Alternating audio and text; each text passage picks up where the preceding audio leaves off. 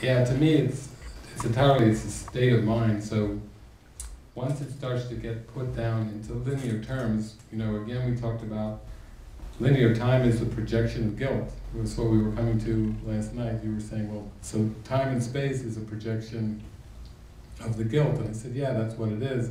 So whenever we talk about the Great Awakening in kind of a linear context, like the end of the Mayan calendar, 2012, or all the different things that are talked about, it's still, I don't know, you could say that's still kind of specializing matter, specializing time and space, as if there's going to be some kind of big event that's going to occur, and everyone's waiting for that event.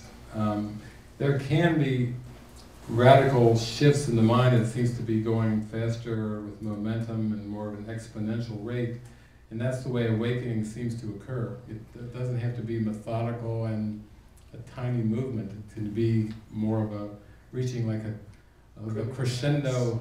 Yeah, the climax, the crescendo of the piece that you're listening to, like Ode to Joy. Then it just takes off. And I think that's the way spiritual awakening can seem to be, and it's beautiful when people stay open to that, because you don't have to think, well, it's just going to be this way, just plodding along like a turtle, taking step by step. But then when you try to freeze it down into a particular time, like 2012, I think there can be a lot of signs and symbols around 2012. Some will interpret that as, it's happening. Others will say, what's happening? Is the glass half empty or half full? It's all perception. So it's all really an inner experience, and it's just like you see the signs and symbols that are meaningful for you, or you don't see them. Some people interpret miracles and they say, no, nothing supernatural is happening here. It's just plain old da-da-da-da-da. And others see that every day it's just miracles and miracles, and others see it more as a state of mind, like they're just more consistently happy. So they don't even plan on defining a miracle, but they know that they're feeling more joyful and more tuned in, and they're very grateful and happy for that. But they don't even need, a definition for it. So I think the Great Awakening, I think, is, like they say, what about the second coming of Christ? Symbolically, you could say, symbolically the first coming of Christ could be symbolized in Jesus, and then when you accept the same atonement that Jesus seemed to accept for yourself, and you go, wow, I'm it, I'm the Holy Son of God, I'm the living Christ, or whatever, that would be kind of a nice definition of the second coming, instead of looking for some man to come floating in on the clouds, or walking, there's the waves out there, Clearwater Beach, and here comes a man walking in.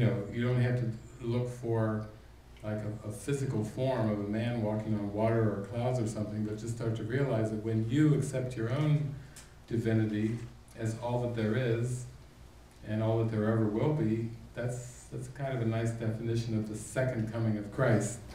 Really, there are no first and second comings, because as we talked about with the thaw, Christ's mind doesn't even come into form. Christ's mind totally transcends all form, and Jesus was just like a symbol or a hologram reflecting that divinity, kind of divinity in motion or divinity in action. And you, of course, that's your destiny as well, is to accept that same divinity, and then it will look however it looks, It doesn't have to look like it looked for Jesus. You're not asked to be crucified. You're not asked to, go through the things that Jesus went through. You're just asked to be happy. That's God's vote for you, is just to be happy. And it doesn't even have to look like a spiritual life. You don't have to go around wearing robes and sandals and, baptizing people, or casting out demons. How many demons have you cast out or something? You don't have to have like a spiritual resume. Just being happy, being still, like Phil was saying, that stillness feeling, that's what this whole salvation, redemption, resurrection thing's about. It's just being in that stillness.